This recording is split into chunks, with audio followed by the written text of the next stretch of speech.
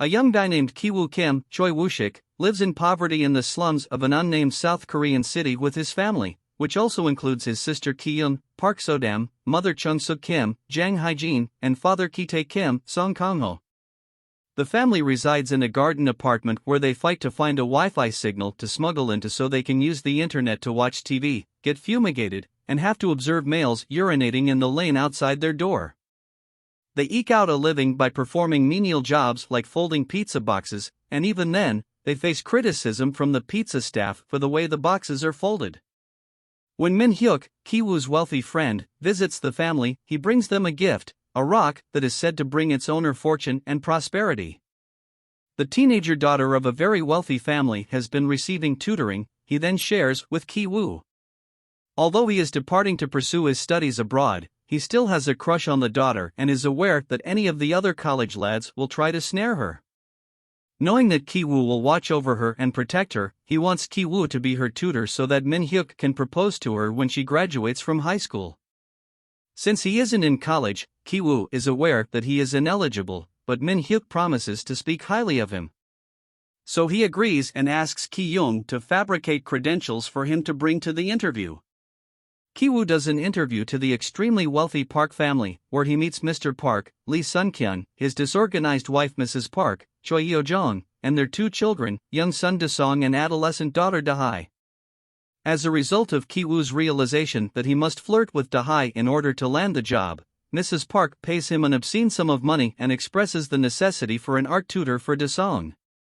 Da-song needs assistance with his artwork after experiencing a traumatic occurrence in which he saw a ghost in the house and had a seizure. When Ki-woo introduces them to Ki-young, who forges documents on her behalf and goes by the name Jessica, both of them start making a ton of money. When the Park's limo driver drops her off at her destination, Ki-young leaves her undergarments in the car to get him fired. She then offers her uncle Lee Ki-tae as the new driver. The last post is held by Moon Kwang, the housekeeper, Lee Jung-un. She has worked for the house ever since the crazy architect who owned it before the Park family moved there employed her. The Kims use Mrs. Park's sensitivity to peaches to their advantage by making her experience allergic responses. They then persuade Mrs. Park that she is gravely unwell and should not be around their kid. The Kim family enjoys their enormous increase in income, and when the Park family decides to leave to go camping for Da-song's birthday weekend, they take the opportunity to stay in the large park house for the weekend. She leaves, devastated, and Mrs. Kim is given the job, duping the Park family into hiring the entire Kim family. When Moon Kwang's doorbell rings, they have been stumbling around the house drinking, eating, and generally having a good time. She maintains that because of how swiftly she was dismissed, she was unable to obtain what she needed, and now she just wants it back. Moon Kwang flees into the basement and starts screaming, opening a hidden door behind some shelves, and Mrs. Kim hesitantly lets her in. She visits her spouse Gun-se, Park Myung-hoon, who has been living in the bunker covertly ever since the previous owner left to avoid being discovered by debt sharks. While Mrs. Kim watches in horror, she feeds him. When Mrs. Kim tells Moon Kwang that she must leave, Moon Kwang begs her to let them stay. At that moment, the rest of the Kim family, who had been listening in, tumbles to the ground and into view. They call each other dad, etc., which Moon Kwang records on her phone after realizing the trick the family has played. She uses the threat to send it to the Park family to pressure the Kim family into complying with her and her husband's wishes. The Park family calls to say they have cancelled their camping vacation due to rain and will be home in 8 minutes as the Kim family manages to gain the upper hand and force them into the hidden bunker. Keeping the other two in the basement, the Kims hurry to clean up as much mess as they can. When Moon Kwang escapes and goes upstairs, Mrs. Kim pushes her back down the stairs, where she bangs her head and sustains serious injuries. The rest of the family is able to hide while Mrs. Kim serves the Parks their dinner. Gun-se and Moon Kwang are sequestered in the bunker. In order to keep an eye on Da-song, who is camped out in the backyard, Mr. and Mrs. Park wind up spending the night in the living room, forcing the Kims to remain frozen underneath the table as the Parks gripe about Mr. Kim's odor and subsequently engage in sex. They eventually succeed in escaping during the dead of night.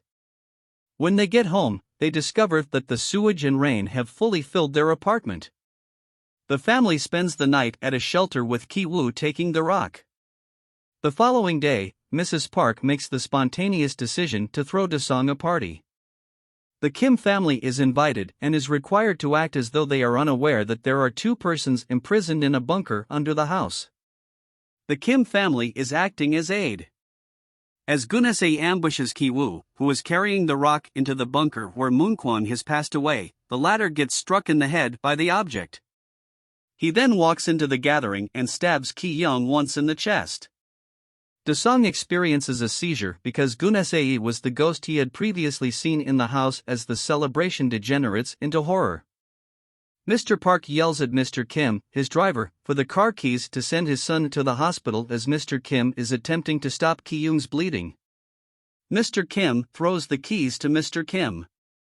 They land in the midst of Mrs. Kim and Gun-se's conflict. By using a meat skewer to stab him, she is able to murder him.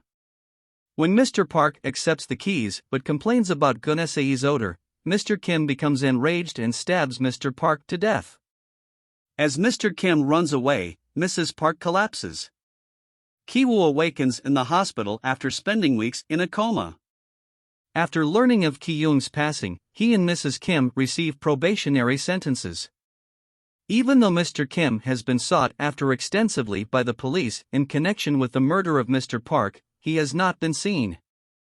In the previous Park home, Ki-woo notices flickering lights. Ki-woo deciphers the flickering from Morse code and discovers that Mr. Kim is operating the lights from inside the bunker, where he is currently residing, and sneaking upstairs to the new owners for food. Ki-woo replies to his father's letter, promising that when he is financially secure enough, he will buy the house and bring their family back together. For more videos like this, don't forget to like, share and subscribe to get notifications for upcoming videos like this. Thank you.